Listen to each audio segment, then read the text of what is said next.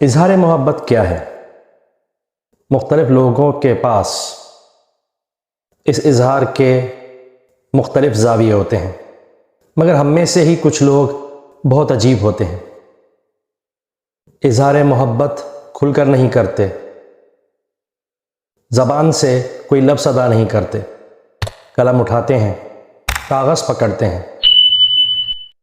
اور جس سے محبت ہوتی ہے اس کا ایک عکس الفاظ میں منتقل کر دیتے ہیں، اور پھر وہی الفاظ ان کے محبوب کا عکس سدا ان کے نام کے ساتھ جڑ جاتا ہے۔ بڑا ہی عجیب ہے اظہار محبت کا یہ انداز۔ نہ زمانے بھر میں محبوب کی بدنامی ہوئی،